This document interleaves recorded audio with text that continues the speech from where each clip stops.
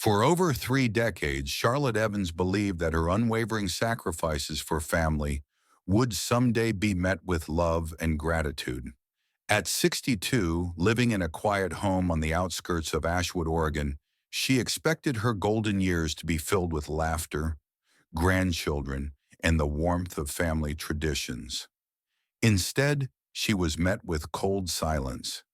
Charlotte had built her life around her only son, Nathan, especially after her husband, David, died suddenly when Nathan was just 20. She worked grueling overnight shifts at St. Luke's Hospital, skipped vacations, and silently drained her savings, all to support Nathan's dreams. When Nathan married Ava, a sharp and elegant marketing executive from an affluent Seattle family, Charlotte welcomed her with open arms, determined to be a part of their new life. But things changed. The warmth faded. The phone calls slowed. And then came the final blow. Ava looked Charlotte dead in the eye and said, "We think it's best if you skip Christmas this year. You just don't really fit in." That moment shattered something deep inside her. After all the love, the money, the sleepless nights, she wasn't even welcome at her son's Christmas table. And that's when everything changed. Charlotte stood frozen in the hallway, the echo of Ava's words ringing in her ears like an old cruel melody. "You just don't really fit in." It wasn't just about Christmas. It was the confirmation of every unspoken shift, every glance that lingered too long on her modest clothes, every missed invitation. She returned to her house in Ashwood, a modest craftsman-style home that she and David had bought when Nathan was just a toddler. The house that once brimmed with laughter now felt like a museum of memories. Framed photos stared back at her, frozen in time. Nathan in his graduation gown, Charlotte and David dancing at their 25th anniversary, Nathan as a boy, blowing out birthday candles. But none of that mattered anymore. It wasn't just the rejection that stung, it was the realization of what had built up to it. For 3 years, Charlotte had been secretly paying the mortgage on Nathan and Ava's overpriced lakeside home. Each month, without fail, she transferred nearly $3,200 to their joint account. When they first asked, it was supposed to be temporary, just until Ava gets that promotion, Nathan had said. But promotions came. The mortgage payments stayed. She never complained, even when her car needed new brakes and she delayed the repair. Even when her own home needed a new roof and she settled for patch jobs. She sacrificed everything so her son could live comfortably, perhaps even impress Ava's high society family in Seattle. Now she wasn't even good enough to attend Christmas dinner. That night, Charlotte sat at her kitchen table, the same table where she once helped Nathan with math homework, where she and David had shared midnight snacks after late shifts, and made a decision. Enough. The next morning, she contacted her bank and canceled the automatic mortgage transfer. Her fingers trembled, but her resolve didn't. She then called Grace Whitman, a retired librarian and longtime friend who had always tried to get Charlotte to join her book club and community events. "Is the invitation to join still open?" Charlotte asked, her voice soft but steady. "Absolutely," Grace replied without hesitation. "You don't need to be anyone but yourself with us." And that, for the first time in years, felt like enough. The fallout came quickly. Texts from Nathan, voicemails from Ava. They didn't ask how she was.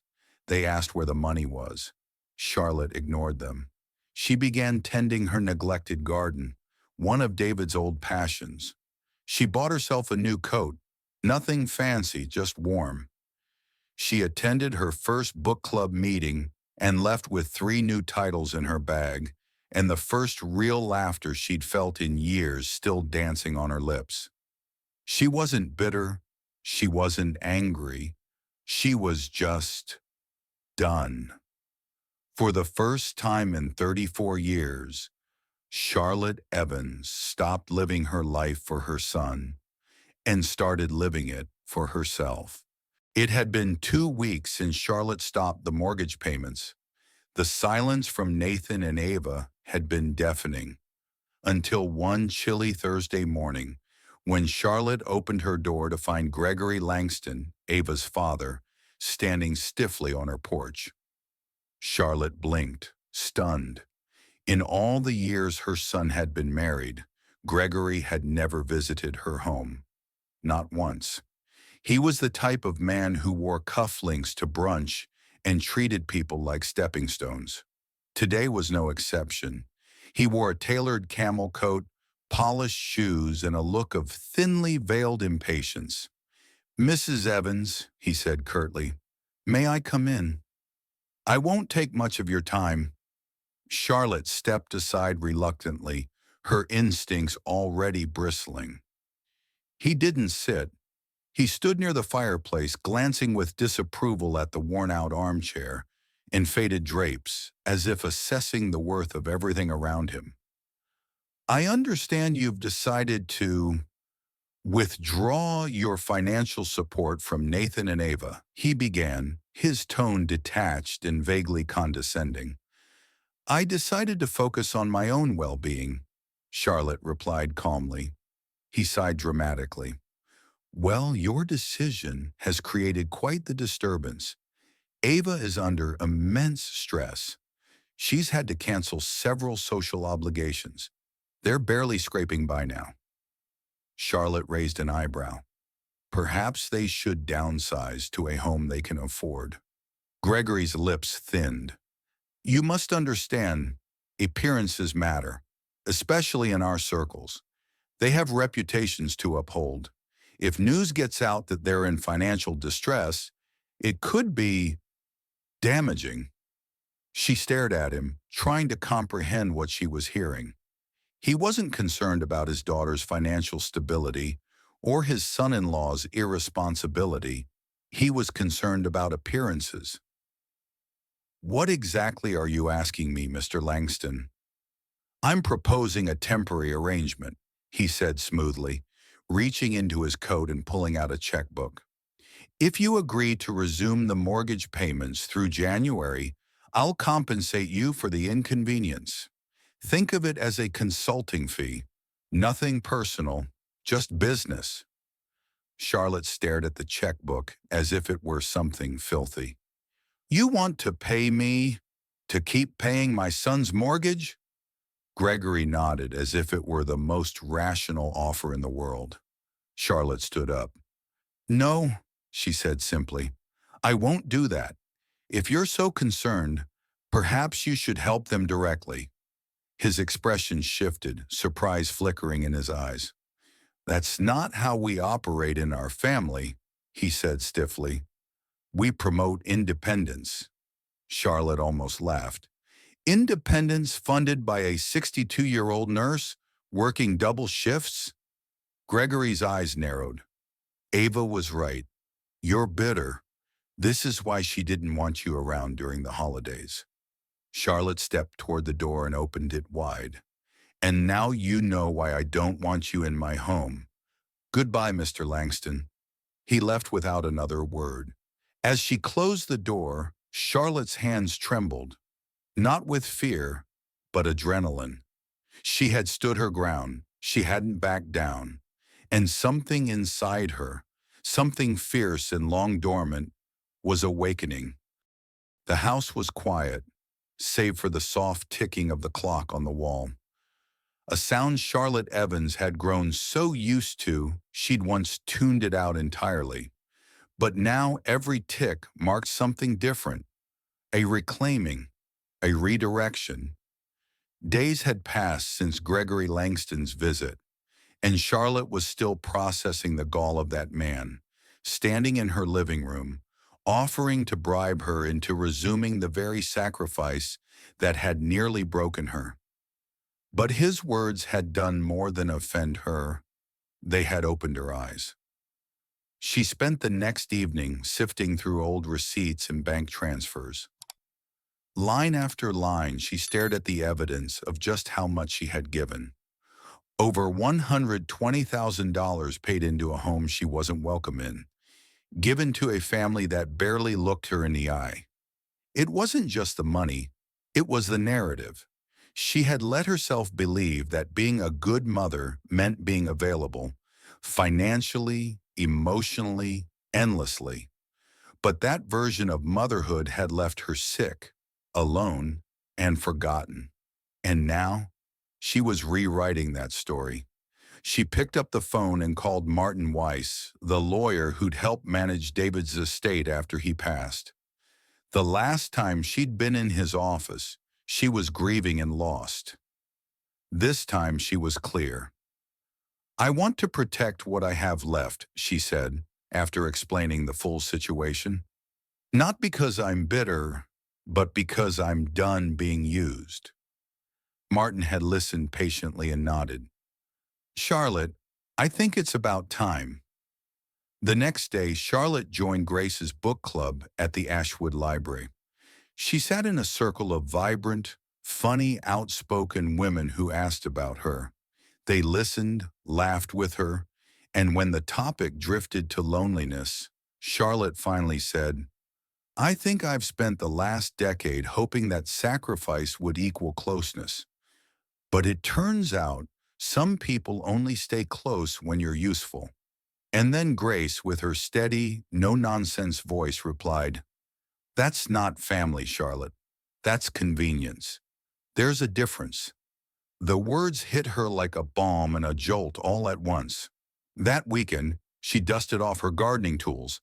David's old spade still hung neatly in the shed, and started planting tulip bulbs. Spring was months away, but planting something for herself felt radical, defiant, sacred. Then came the invitation, a holiday dinner at the community center for folks without family nearby. Grace had arranged it and gently suggested Charlotte come. "It's not about charity," she said. "It's about connection, and you could use a new tradition." Charlotte agreed. And on Christmas Eve, she stood under twinkling lights strung across the community center ceiling, surrounded by laughter, strangers turned friends, and warmth not bought with dollars, but shared stories and soft smiles. It was there, somewhere between passing mashed potatoes and sharing old family recipes, that Charlotte's perspective fully shifted. She hadn't lost her family. She'd simply stopped chasing the version of it that never saw her worth. The morning after the community holiday dinner, Charlotte stood by her kitchen window, hands wrapped around a mug of peppermint tea, staring at the frost-covered garden she had once tended with David. Something felt different, not just in the house, but in her. A quiet steadiness had taken root. She'd spent years stretching herself thin, pouring her strength into others, but now she was beginning to pour into herself. Later that week, Dr. Richard Monroe, the chief of medicine at St. Luke's, stopped by her office. Charlotte had moved into a part-time administrative role following her medical leave, a schedule that allowed her to rest, heal, and actually breathe. Richard, a thoughtful widower with kind eyes and a silver touch in his hair, had always shown her respect. But lately, there was something more. "I was wondering," he began, clearing his throat nervously, "if you'd like to join me this Saturday. There's a chamber orchestra performing at the university. I thought you might enjoy it." Charlotte blinked, startled. "As in, a date?" Richard smiled, sheepish. "Only if you say yes." She hesitated, not because she wasn't interested, but because it had been years since someone looked at her and saw more than a mother, a caregiver, a bank account. Someone was seeing her. "Yes," she said finally, surprised by the warmth rising in her chest.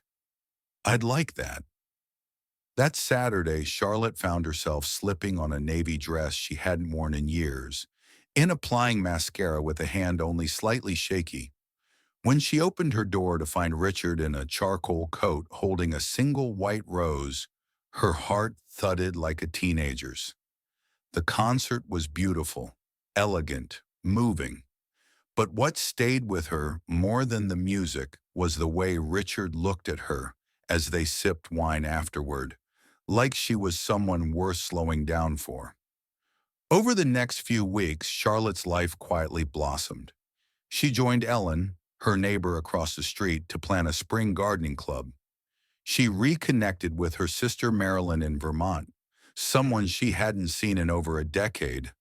And most of all, she let go of the belief that her value was tied to sacrifice. Then unexpectedly, Ava called. "I need to talk," her voice cracked over the phone. "Not about money, about Nathan." Charlotte's pulse quickened. "What happened?" Ava sighed. "He's not just reckless with spending. He has a gambling problem. I only just found out the full extent. And I don't know what to do." Charlotte closed her eyes. Everything suddenly made sense. The secret withdrawals, the emergency expenses, the mounting debt. Her son hadn't just been careless, he'd been addicted. "I'm not asking for money," Ava added quickly. "I just need someone who understands." Charlotte breathed in deeply, then exhaled. "Come over. We'll talk." In that moment, Charlotte realized this was the new opportunity she hadn't expected. Not just romance or hobbies or rest, but healing within her fractured family. Not by fixing everything, not by giving more than she had, but by showing up as her full, boundaried, brave self. Charlotte sat across from Ava at her kitchen table, the same table where so many of her past sacrifices had been calculated, justified, and quietly accepted. But this moment felt different. Ava, once distant and meticulously polished, now sat in oversized sunglasses and a hoodie, her walls stripped bare. "He's not the man I married," Ava whispered, voice trembling. "He's spiraling, lying, gambling, disappearing for nights at a time. When I told him I found out about the debt, he said I was overreacting. Then he blamed me, said I was too demanding." Charlotte's stomach twisted, not from judgment, but from painful recognition. She, too, had once carried the weight of Nathan's excuses, had worked 60-hour weeks and eaten canned soup to float his dreams. And now Ava had reached the same breaking point. "I understand," Charlotte said gently, pouring tea into their cups. "More than you know." The women sat in silence for a moment, two generations of women wronged by the same man in different ways. But this silence wasn't heavy. It was healing. Over the following weeks, Ava slowly transitioned into Charlotte's guest room. "Just for a while," she said, "just until she found her footing." Charlotte made no promises of rescue. She simply offered what she now knew to be the most powerful gift, a safe space without expectations. As for Nathan, his response to Ava's departure was swift and venomous. Texts, voicemails, accusations. Then one desperate call where he pleaded with Charlotte to talk sense into Ava. "I'm done talking for people," Charlotte said calmly. "You need to look in the mirror." When he began to protest, she added, "And if you ever want a relationship with me again, it won't be on the condition that I fund your mistakes or silence your consequences. I'm here for you emotionally, but I won't be your solution anymore." It was the first time she'd said it out loud, and the freedom of it was breathtaking. Charlotte's growth wasn't loud or dramatic. It unfolded in daily choices, declining a call that drained her, buying a new winter coat instead of sending another emergency loan, taking a watercolor class at the community center, smiling, really smiling, when Richard brought her daffodils for no reason at all. One evening, as they walked through her snow-dusted neighborhood, Richard took her hand. "You've changed, Charlotte," he said softly. She laughed.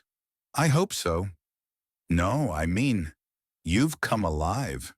You used to move like the world was on your shoulders. Now you move like you finally belong in it." She looked at him, eyes shimmering. "I think I do." The more she honored her boundaries, the more her world expanded. The more she chose herself, the more others chose her for who she was, not what she gave. And as spring approached, bringing with it the first signs of tulips pushing through the thawing ground, Charlotte Evans realized something powerful. Healing isn't about erasing the past. It's about planting something new, right in the middle of where the hurt was, and letting it bloom. The snow had melted, the tulips had bloomed, and Charlotte Evans had finally stopped apologizing for putting herself first. It was a Saturday afternoon in late March, and her backyard had been transformed. The garden beds, once overgrown and neglected, now burst with daffodils, crocuses, and herbs she and Ava had planted side by side. The Oak Ridge Garden Club met every other weekend now, a motley mix of retirees, young families, and neighbors Charlotte barely knew a few months ago. They came for the flowers, but stayed for the warmth. Charlotte stood by the fence, hands dirt-streaked, watching Ava and Ellen laugh over a rogue squirrel that kept stealing seeds from the bird feeder. Grace was organizing seed packets under the pergola while Richard adjusted the new trellis they had installed together. Ava had moved into a sunny apartment downtown. She was attending therapy, rebuilding her career, and, more importantly, rebuilding her sense of self. She and Charlotte now had something they never had before, a friendship rooted in truth and resilience. Nathan, meanwhile, had entered a recovery program after hitting bottom. Charlotte had made it clear. Support, yes. Sacrifice, no. She loved him deeply, but her love would no longer bankrupt her soul. "Hey!" Richard's voice pulled her from her thoughts. He was holding 2 glasses of iced tea. "You've been staring into the garden like it's a magic portal." She smiled, brushing hair from her face. "In a way it is. A few months ago, all I saw back here was a graveyard of things I never had time for. And now? Now I see possibility. I see color. Life." They sat on the porch swing together, the breeze warm against their skin, the air filled with birdsong and distant laughter. "Have you ever thought," Richard began, "about a fresh start? Something just for us?" Charlotte looked at him, curious. "I mean," he continued, "selling both our homes and finding something smaller together. A home built not from obligation, but from choice." Charlotte paused. The old Charlotte, the one who clung to her house like a lifeline to her past, might have hesitated. But now she leaned back, smiled at the thought, and said, "Let's start looking." It was in that moment she realized her life had finally become her own, not shaped by guilt, not carved by duty, but designed intentionally with grace, boundaries, and blooming second chances. As the sun dipped lower and the sky turned lavender, Charlotte felt a peace settle in her bones. Not the fragile kind, dependent on others behaving, but the deep, unshakable kind that comes from knowing your worth, protecting your energy, and loving fiercely without losing yourself in the process. This wasn't the ending she imagined. It was better. She hadn't just canceled a mortgage. She had reclaimed her life. The snow had melted, the tulips had bloomed, and Charlotte Evans had finally stopped apologizing for putting herself first. It was a Saturday afternoon in late March, and her backyard had been transformed. The garden beds, once overgrown and neglected, now burst with daffodils, crocuses, and herbs she and Ava had planted side by side. The Oak Ridge Garden Club met every other weekend now, a motley mix of retirees, young families, and neighbors Charlotte barely knew a few months ago. They came for the flowers, but stayed for the warmth. Charlotte stood by the fence, hands dirt-streaked, watching Ava and Ellen laugh over a rogue squirrel that kept stealing seeds from the bird feeder. Grace was organizing seed packets under the pergola while Richard adjusted the new trellis they had installed together. Ava had moved into a sunny apartment downtown. She was attending therapy, rebuilding her career, and, more importantly, rebuilding her sense of self. She and Charlotte now had something they never had before, a friendship rooted in truth and resilience. Nathan, meanwhile, had entered a recovery program after hitting bottom. Charlotte had made it clear. Support, yes. Sacrifice, no. She loved him deeply, but her love would no longer bankrupt her soul. "Hey!" Richard's voice pulled her from her thoughts. He was holding 2 glasses of iced tea. "You've been staring into the garden like it's a magic portal." She smiled, brushing hair from her face.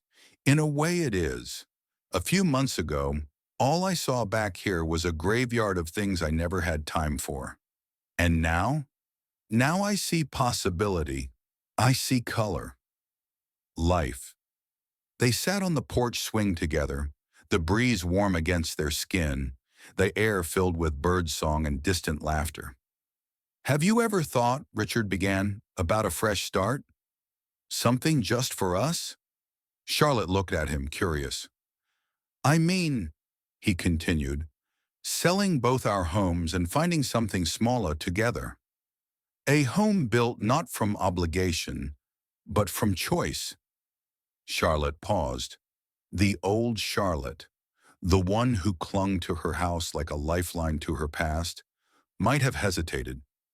But now she leaned back, smiled at the thought, and said, "Let's start looking." It was in that moment she realized her life had finally become her own, not shaped by guilt, not carved by duty, but designed intentionally with grace, boundaries, and blooming second chances. As the sun dipped lower and the sky turned lavender, Charlotte felt a peace settle in her bones. Not the fragile kind, dependent on others behaving, but the deep, unshakable kind that comes from knowing your worth, protecting your energy, and loving fiercely without losing yourself in the process. This wasn't the ending she imagined. It was better. She hadn't just canceled a mortgage. She had reclaimed her life. Charlotte's story teaches us something profound. Love should never come at the cost of self-erasure. For decades, she believed that being a good mother meant sacrificing her own needs without question. But true love, especially the love between family, requires balance, respect, and boundaries. When she finally said enough, she wasn't walking away from her son. She was walking back to herself. Setting boundaries doesn't mean abandoning the people we care about. It means caring for them while also caring for ourselves. Charlotte didn't stop loving Nathan. She simply stopped enabling his self-destruction. Thank you for watching. If you enjoyed this, please like and share with your friends. Your support keeps these stories alive. Don't forget to subscribe so you never miss a new episode. And if today's story touched your heart, leave a comment. I'd love to hear from you. Take care, stay well, and see you in the next story.